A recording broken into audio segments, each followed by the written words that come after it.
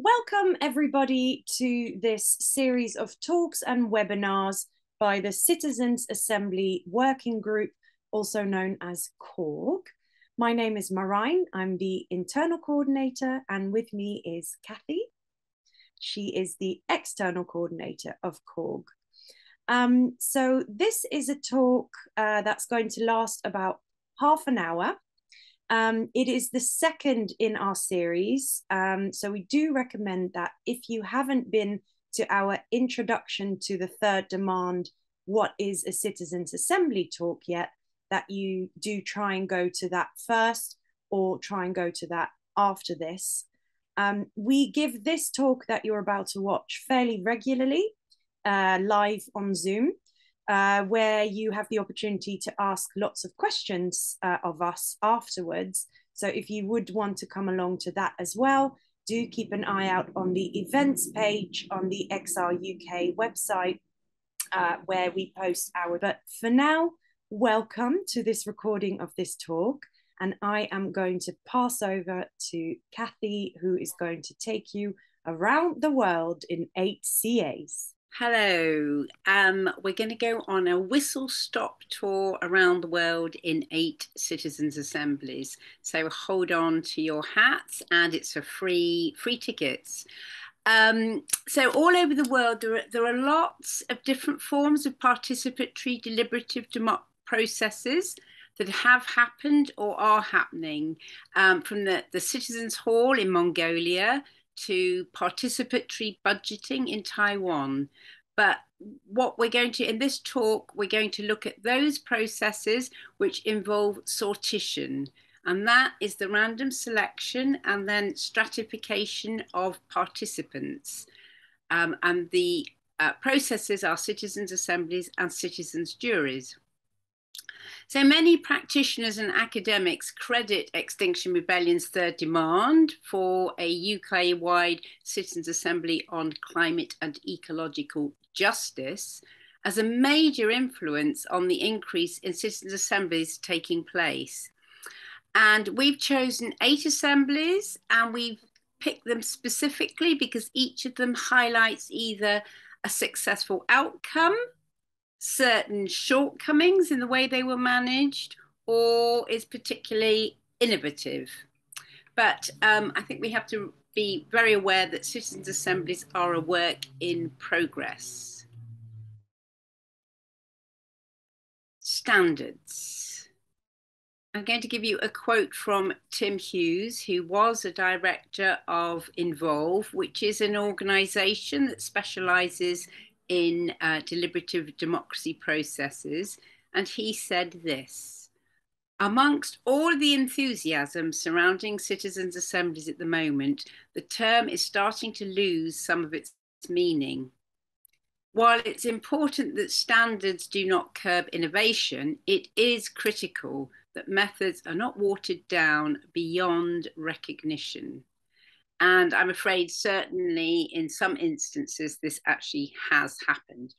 So whilst not set in stone, there are basic standards that really are expected for a process to qualify being called a citizens' assembly or a citizens' jury. And I'm going to go through them. So first of all is purpose. There must be a clear task linked to a public problem.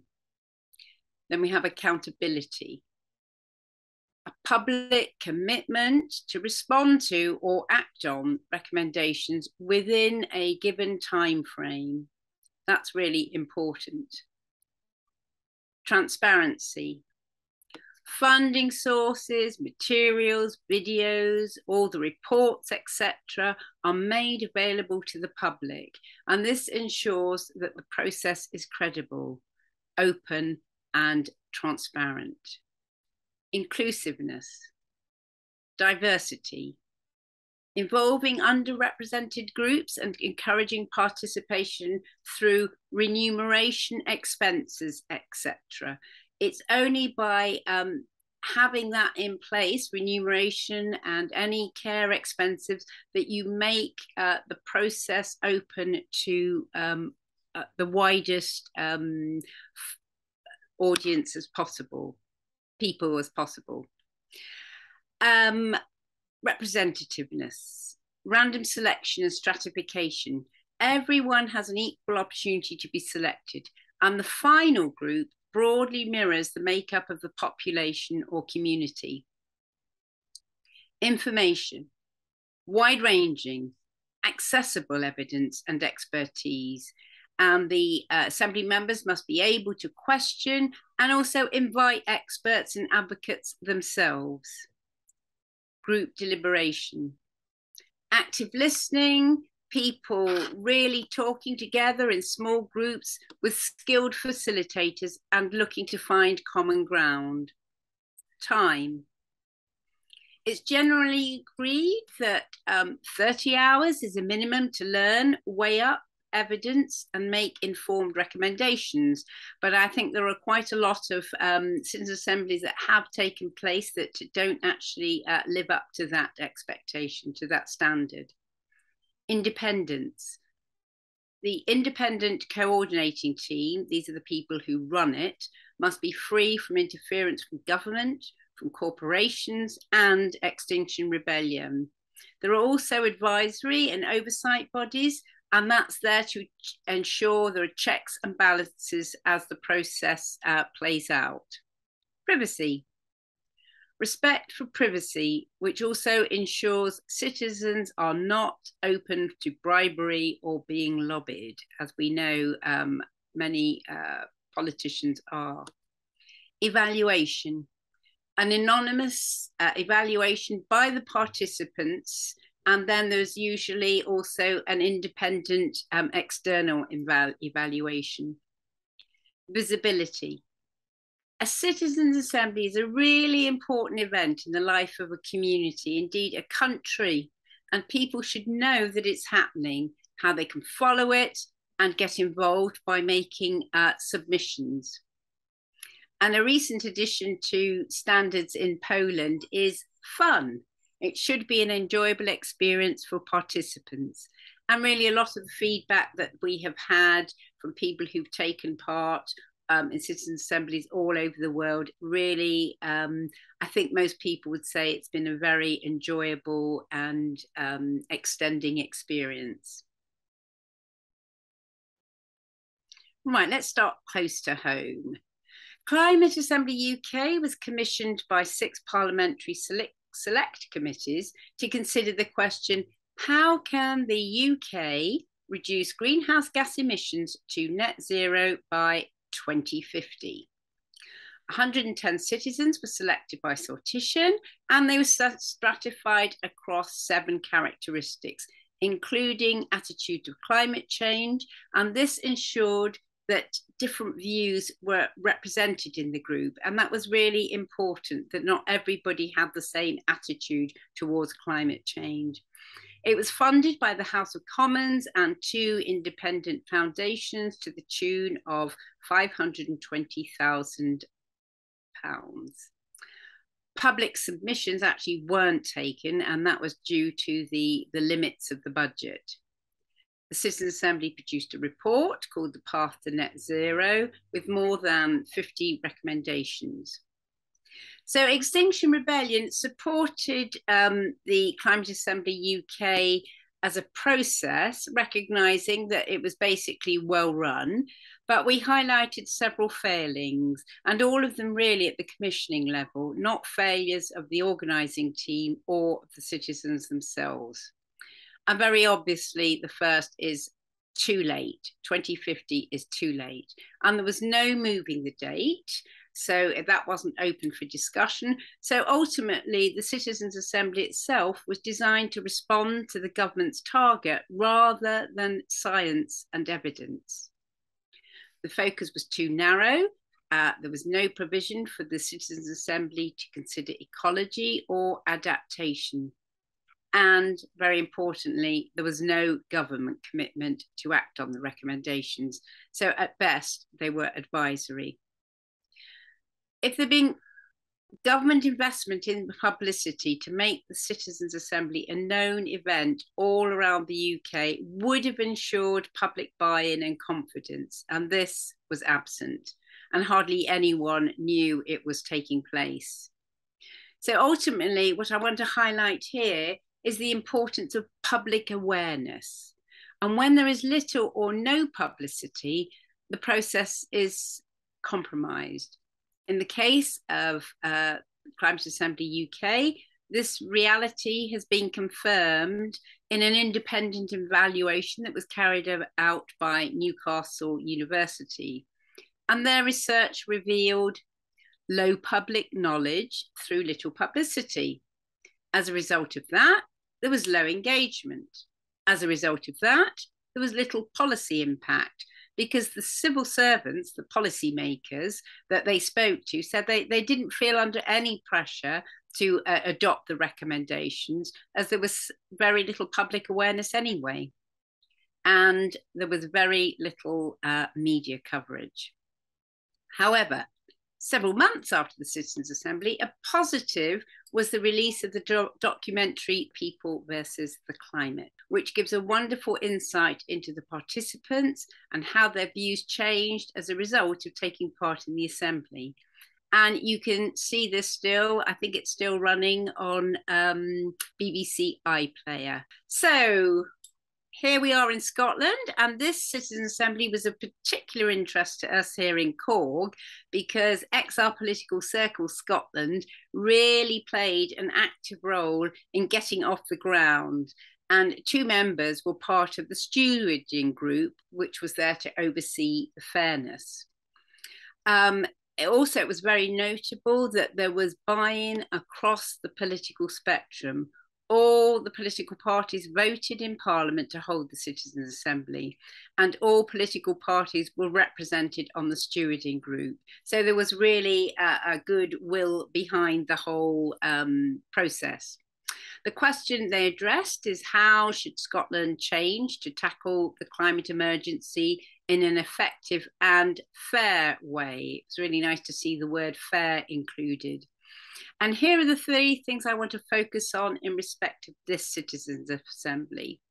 1, interference or lack of independence.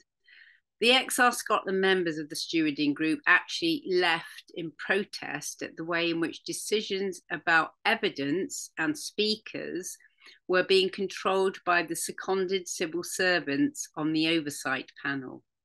So despite being independent of the Scottish government, supposedly being independent of the Scottish government, they tried to influence the agenda by preventing more radical and progressive perspectives being presented to the Assembly members.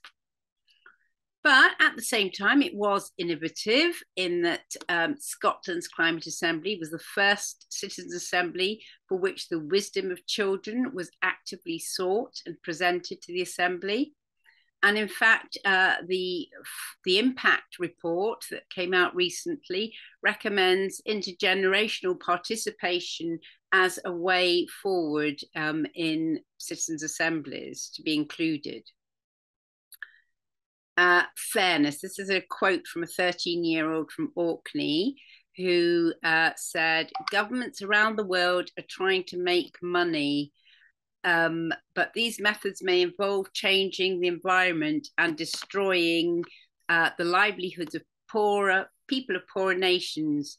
These poorer people may have no say in these changes. And an 11-year-old said only a few children said they feel their views and ideas are listened to and taken seriously by adults in the decisions made for Scotland. And that shocked me, because we're told all the time by adults that we're the future. We are the future. How do you expect us to do anything if you don't give us a voice? Following the 81 recommendations being presented to the government, the Citizens' Assembly members actually met for a final weekend in February 2022 to deliberate on the government's response. And the citizens' response was a resounding, this is nowhere near good enough on virtually every level, and that the Scottish government needs to drop its can't do attitude towards global warming. Their feedback included general disappointment due to a lack of any sense of urgency from the government, too much government commitment for what is already underway, and no or very little support for new initiatives. They were concerned about different levels of government not effectively communicating with each other. And they wanted the government to be held to account through a framework of measuring the progress and the global emergency target. What was interesting is the Assembly recognises that this is a global crisis and that Scotland has its part to play. So it's reassuring to see that through this Assembly, people from various walks of life are seeing the greenwash and are calling out the government, Scottish government, for its inadequacy. They're not afraid to do that. And the government now, I think, are having another look at the recommendations and are due to make a further report, I think, to the Assembly members. Now we're going to go across the channel to France, where there was La Convention Citoyenne pour le Climat, the French Citizens' Climate Convention. And this one promised to be the Citizens' Assembly because France's President Macron undertook to submit all the recommendations made by the citizens at the convention, unfiltered, that means not altered, to either a referendum, a vote in Parliament, or direct regulation. So citizen representatives heard wide-ranging evidence on the question how to reduce greenhouse gas emissions by at least 40% by 2030 in the spirit of social justice. And there were some really great initiatives from the citizens themselves. They called for an ecocide law. They expanded the original mandate, insisted on going beyond the roadmap that they were given at the start of reducing greenhouse gas emissions by tackling other subjects such as biodiversity. They invited speakers themselves rather than being limited by the choice of the organisers. They called for an extra 3-day session as they realised the complexity of the issue. They did quite intense extra work between sessions that they organised themselves to help with their learning. They held, rather very French this, climate aperitifs to hear and exchange ideas with other citizens. This actually was unusual because most Citizens' Assembly members are anonymous until the end of the process. They are searching questions. One, and I'm afraid I don't know how this was addressed, but I thought it was a great question to be included, is the economic system that encourages us to produce more and more compatible with ecological transition? And at the end of the whole process, some members, not all of them, but formed an association which they called the 150, the 150, and they have been following up and monitoring the action. So this was a radical and far-reaching set of proposals to tackle the climate and ecological emergency. Hope was pretty high, but unfortunately, it turned out to be too good to be true. On receiving the 149 recommendations, Macron started backtracking on his original promise by first of all turning down 3 outright and saying he was allowing himself 3 jokers. Very strange. And this is what we want to highlight here: the importance of knowing in advance how these recommendations will be treated by the government. Why is this important? The initial promise hasn't been delivered. This is because Macron failed to include the parliamentarians in the project from the outset. He failed to carry along the other politicians with him, and he saw it very much as his baby, and it came out really from the Yellow Vest movement.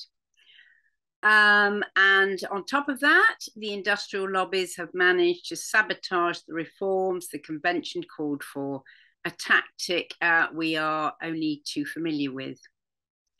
So as a result, very sadly and disappointingly, many of the proposals have been dropped or watered down. And that's why we feel there has to be integrity and accountability around the recommendations. So we're going a little further afield, but not too far, to East Belgium, which is the German-speaking part of Belgium, which has a population of 75,000 and has a permanent citizens' assembly. And this is the first of its kind worldwide. It was set up to actually change something, which was namely the politicians recognized that there was a lack of trust in public decision-making and its institutions. And the East Belgian model, as it is known, it was designed to include people in shaping politics, to increase understanding of the political decision-making process, and to strengthen trust in democratic decision-making and democratic institutions. So the East Belgian model is an equal balance between politicians and people. And although it was initiated top-down, all political parties, similarly to in Scotland, all political parties agreed to it. So there is a political commitment, a cross-party political commitment. The citizens' assemblies are taken seriously, and there is a clear path of action and dialogue as to what's being done. The joint discussions between citizens on one hand and politicians on the other ensure mutual understanding and respect. And so it consists of two randomly selected bodies that sit alongside the parliamentary system. We have the Citizens' Council, which has 24 members who are randomly selected, and a third of them stand down every 6 months and are replaced by a third from random selection. And this council selects the topics to be deliberated on. It organises the Citizens' Assembly and it assists in the task. Alongside it is a Citizens' Assembly, which is up to 50 randomly selected participants who deliberate on the selected question. They don't choose it. And there are usually, I think there's currently up to 3 citizens' assemblies a year. And there is also the permanent secretariat who is seconded by the government, and this person is monitored by the Citizens' Council. The role of the Citizens' Assembly is that the inhabitants, the people who live, you don't have to be a citizen, but the inhabitants of the German-speaking community can discuss topics that are important to them. First, they find out about them, then they deliberate, and they finally come up with recommendations for the politicians, the government, and the parliamentarians. So citizens are actually taking an active part in shaping politics. For politicians, on the other hand, the citizens' dialogue is a real compass. They learn what's important to the citizens and they can adjust their policies accordingly. It is not legally binding, but there are mechanisms to implement the recommendations made. And importantly, there is a political commitment. The joint discussion between citizens and politicians ensures mutual understanding and respect. There's no legal mandate because according to the constitution, MPs in Belgium are bound to follow their conscience and nothing else. They don't have to toe party lines. As they do in the UK in pretty much every situation. Now, I'm a bit naughty here because I am slipping in an extra slide. So it actually sort of sneakily makes it 9, but never mind.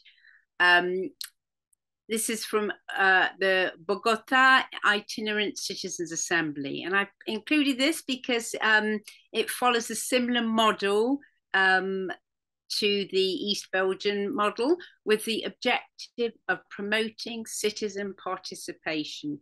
And this is actually in the management of the city. And they too have 2 citizens' assemblies The first proposes the objectives for addressing urban planning, so it's quite specific. And the second develops policy recommendations linked to the objectives. And then the collective recommendations are delivered to the Bogota City Council, which consists of 45 councillors. So that is following on from the, we're seeing how certain models are being followed in other countries. Now we're going to go a little bit further afield to Poland to look at some local citizens' assemblies that are held there, particularly in Gdansk, and where there is really good examples of effective local citizens' assemblies. From the start, the mayor of Gdansk, when they first had one, committed to actioning recommendations that received 80% of the assembly's support. That's quite a high percentage of support. And since, citizens' assemblies have become an institutionalized part of the decision-making process in Gdansk. And a good part of the reason that local citizen assemblies are well received in Poland is simply down to the fact that they are well publicized. Everyone knows they're taking place. They are visible. And as a result, they are seen as legitimate. It's not just people in various bubbles. The whole community is on board. You can even find out about it all at the bus stop. The first one was following extensive flooding, which caused 2 deaths and millions of euros worth of damage. The first Citizens' Assembly was on managing and mitigating the effects of climate change and was commissioned by the mayor to find solutions to this problem. There were 60 residents were selected by sortition, and the recommendations of the Citizens' Assembly actually were all acted on. There have been further Citizens' Assemblies on one, how to address pollution, another on how to increase civic engagement, and another on LGBT rights. But what is really interesting that has evolved over time is that under the regulations, citizens' assemblies have been institutionalized in local politics. So the 350,000 citizens of Gdansk can request a citizens' assembly on a subject of their choice by collecting 1,000 signatures. They can request one. But the mayor is obliged to hold a citizens' assembly on any subject called for by 5,000 or more signatories. So there's a real commitment to listen to the people, which is why we call citizens' assemblies real democracy. Now we're going much further afield now to Australia. Australia's first Citizens' Parliament took place in February 6th to the 9th in 2009. Australia's first Citizens' Parliament was a large-scale 3-day deliberation in Canberra between randomly selected citizens who addressed how the Australian government could be strengthened to better serve the people. And they made 13 proposals which were presented to Parliament. Now, what was really interesting in this instance is how the question was determined.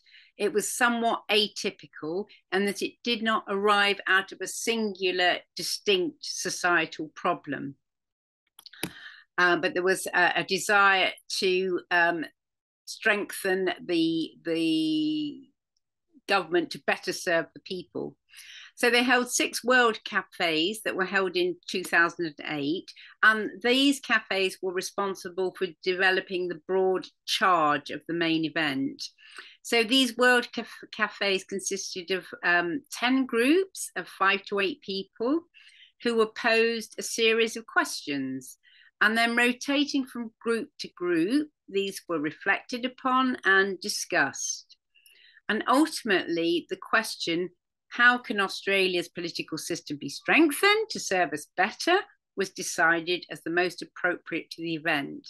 So this really is an example of a much more democratic method than the commissioning authority imposing the question.